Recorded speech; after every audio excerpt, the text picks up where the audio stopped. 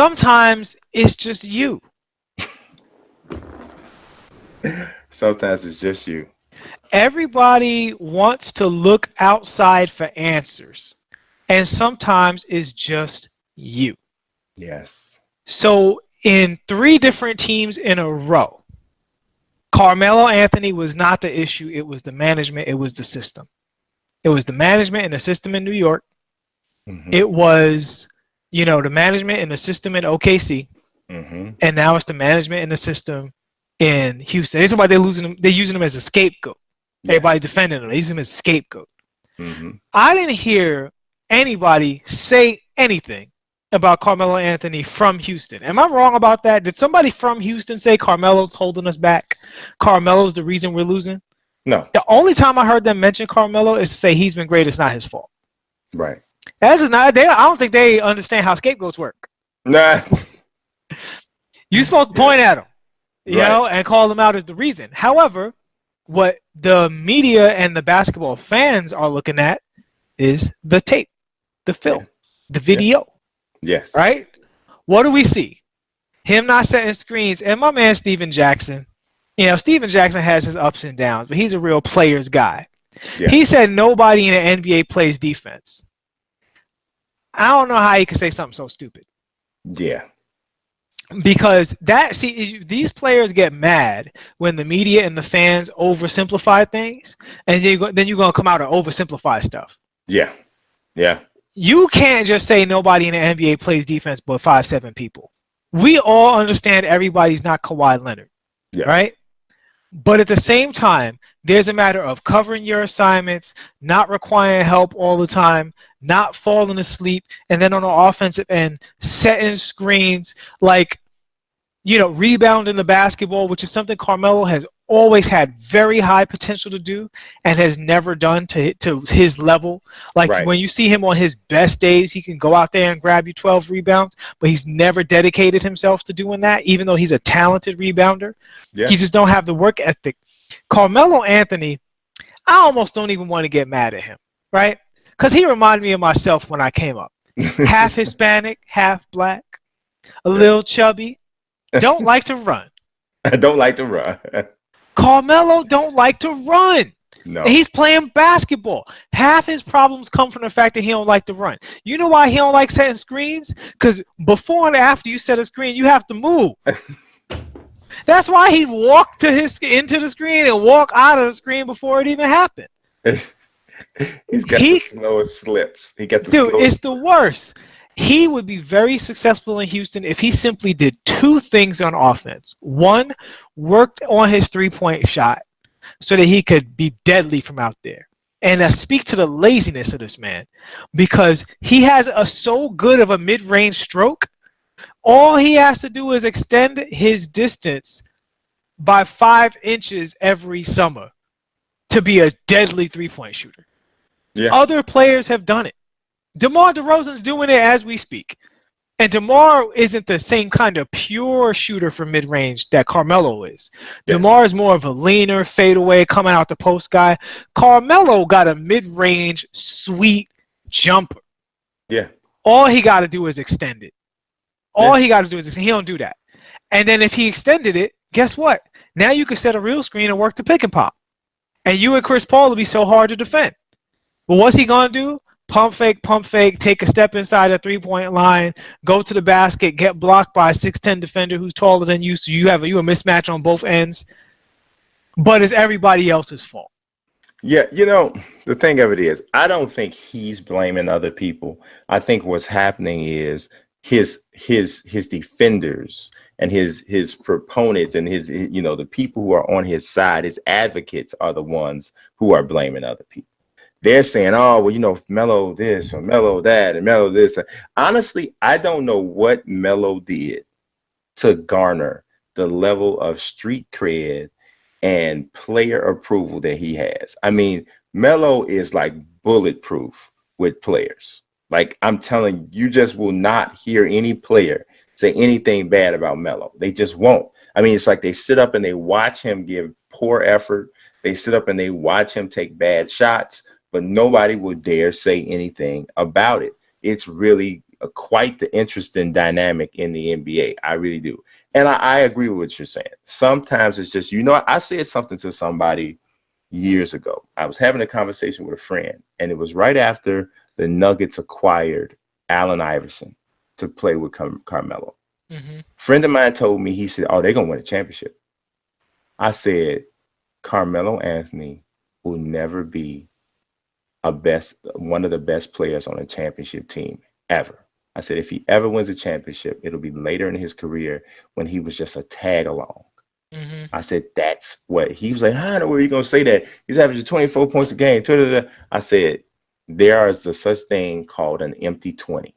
Mm-hmm. And I said, if I've never seen anybody in the world that give you an empty 20, Melo is a guy that can give you an empty 20. Melo gives empty 20s. Elton Brand used to give empty 20s, and Zach Randolph gave empty 20s. Zach a little less than the other two, but the other two for sure. Well, Zach adapted later in his career and became much more of a team player. Zach used to be a black hole. I'm going to defend Melo a little bit in his prime, in the sense that when you score inside and beat guys up and you're a mismatch that extends the defense, in Melo's heyday, that worked for the mid-range guy more. Mm-hmm. And it made the team better, because those were good Denver teams. They won 50 games almost every year. Yeah, they were good. Right? They were good, but here's the problem is, I think you're right in the sense that Melo's issue is he plays the role of a Kobe Bryant without the skill of a Kobe Bryant. And Kobe Bryant played defense. Yes. Right? Especially in his prime, before the injuries. And after the injuries, he was still an intelligent defender that picked his spots. Because he defended Rondo and Westbrook better than most people when those guys were like super, super fast. Obviously, Westbrook's still in his athletic prime. But when Rondo was a dude that was constantly getting to the basket, Kobe knew how to gap him out better than anybody else in the Lakers uniform at that time, in my opinion. So, and that's why they put him on him. That's why you do that. Because you know what I mean? You wouldn't put him on Rondo if you didn't think he was good at defending Rondo. So Melo never evolving into a defender. And people say your game don't change. Why are people saying your game don't change? That's because it's not true. Paul Pierce. He's a perfect example. What? Jason Kidd. Yeah. Kidd. Paul Pierce and Carmelo. That is where the track for Melo should have gone. Absolutely. That's what he needed to do. And when you say Melo is not saying that defensive stuff, but if he don't take responsibility for his game, then he might as well be. He might as well. It's a passive aggressive inclusion. Because if you just gonna sit up there and take contested mid-range shots, you didn't work on your 3-ball all summer, you're not playing a role, you're not setting screens, you're not dedicating to rebounding, you're not improving your defense, my man. You telling me that he needs to be as bad of a defender as he is? He's literally one of the worst defenders in the league. I know he don't have the fastest feet in the world, but it's not that bad. No offense, but you telling me Joe Ingles has fast feet? No. Evan Turner has fast feet now? Yeah. There's plenty of people in the league with even Enes Kanter. Enes Kanter has genuine cement blocks in his shoes. He wearing steel foam posits. Yes. Right? But Enes Kanter tries on defense. He tries. And he's not often successful. Right. Particularly when it comes to when he has to move. But once he gets behind you and can use his strength, he'll make defensive stops. Melo is a turnstile. Yeah. The ball, he's a turnstile. Off the ball, he's an airhead. Yeah. His idea of defense is to come down and try to score on you after I give up the bucket that I know I'm going to give up. Yeah. And these NBA players coming out defending him, they really defending themselves, because they are like supermodels, right? Their career starts ending when they hit 30. Yeah. And it's only the rare supermodel that gets to be a supermodel beyond that point. Most supermodels just gain weight and get married. Yeah, because there's a younger crop of supermodels coming in to take your job. And they're sensitive to being mistreated as they get older.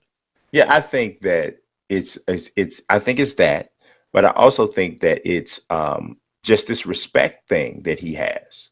I He think there's has some of that. I think he has a tremendous amount of respect in the league from players. And you know how it is when you respect somebody and you like somebody. When you respect the person and you like them, you're less apt to really, really hardcore criticize them the way you might criticize someone else. Yeah. And I think he gets a lot of the benefit of the doubt in that way. And I will say this. He seems like a good teammate from a personality standpoint. Yes. He was a good mentor for the Knicks. He doesn't get a lot of credit for that. Yes. He tried to teach guys stuff, and I'm sure it worked. Like Porzingis was not necessarily happy to see him pushed out of town at the time and the way that he was, especially the way it began, which speaks to their relationship. He was great in both Baltimore and New York, off the court. Seems like a good guy, and that's a lot of maturing. Because if you know him from his earlier Denver days, he was a knucklehead. He was getting into trouble and all kinds of foolishness on and off the court. Little things. Stop snitching videos and all. Yeah, little things, but dumb things, knucklehead things, which is we all dumb when we 19, 20, 21 for the most part. Right. But he matured out of that, and I think players saw that maturity. He's a loyal guy. He's good dude, all that stuff. I think you're right, but at the same time, it gets to a point of absurdity because he is a bad basketball player right now, and he's a bad basketball player. That is mathematically true. He's a bad basketball player. Bad basketball player. I think he's a horrible version of what he was. Mazique, what other players in the league don't defend, don't set screens, and can't hit threes? See, to say he can't hit threes, I think is a stretch. He's not a great 3-point shooter. I really just think in a different era. His thing is he has not transitioned. See, because at this point, and you said this already, he can't finish at the rim no more either. No, he can't. But at this point, you kind of said this already. The key for Melo to still be an effective player right now is to give effort on defense and to be as good of a 3-point shooter as possible. Because at this point, the best thing he can be is a stretch 4. That's the best thing he can be right now. He can't defend a 3. He can't defend a 3. He needs to be defending in the low post whenever and defending slower guys on the perimeter if they are out there. And he needs to be as good of a 3-point shooter as he can be. And on a rare situation where you have a mismatch and he gets to take a guy in a post, then fine. From 10 to 12 feet out, he can turn and face, or he can go use his back and use a fadeaway jump shot or whatever. But for the most part, his offensive aspect has to come from setting screens and shooting threes. The problem of it is that if you allow Melo to play the way he used to play, I still think he's a 20-point per game guy. But the game doesn't work that way anymore. On how many attempts? As many as it would take, but that's how he played. Well, I mean, there's a lot of guys in the league that can get 20 if you just give them the ball and watch it happen. I don't think it's that bad. Jeremy Lamb will get you 20 every night if you just keep. I don't think it's that bad. Letting him go crazy. I think if he was at a place where he's getting 17, 18 shots a night, right, and he's allowed to play the way he plays, which is from inside out for the most part, I still think he can score 20 a game. But the thing of it is that's just not what the game is anymore.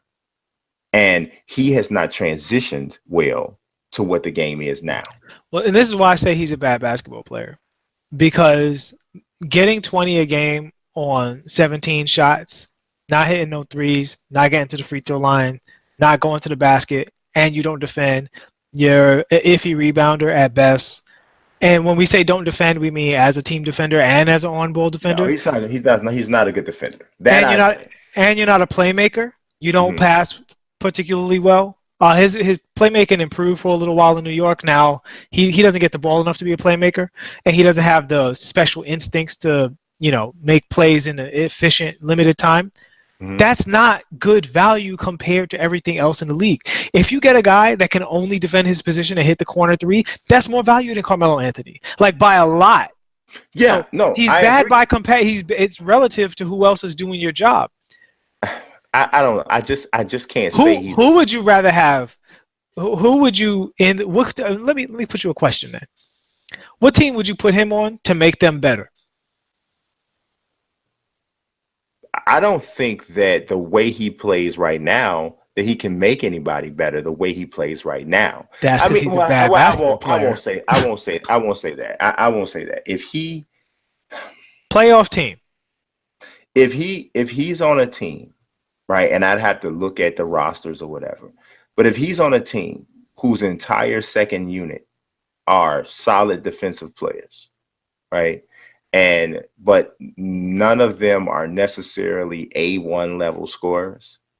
If he's on that team, I think he makes that team better because he can come in, he can score, and his defensive deficiencies aren't as big of a deal. But and because he can get buckets. And you know how I'm gonna close this debate? You just described the Oklahoma City Thunder, and they sent him packing. You know what? I feel like that particular squad was difficult because when you're on first of all, he was not on the floor with the second unit very often. He was mostly on the floor with Westbrook, and that he's not going to play well with Westbrook. It's not anything personal. It's just the style. Westbrook, in order to play well with Westbrook, you have to move. You know what I mean? You have to dive to the basket. You have to, it takes a certain type of player to have. Well, in order to play well with Westbrook, you either have to be able to finish at the rim or hit a three. Yeah. That you talk about movement. It's really that though. It's really that. If you look at it, right? Yeah. Steven Adams can finish at the rim. Yes. Paul George can finish at the rim and hit threes. And Jeremy Grant is improving his 3-point shot as time goes on, and he can finish at the rim. Even Schroeder can finish at the rim and hit threes. And they're playing, like with Westbrook, they've been playing very, very well. Like after his first 2 games coming back, they went on this big win streak. And their defense is up just because Melo's going. Now, Nerlens Noel is some part of that as well. He's been playing well. Jeremy Grant's playing well.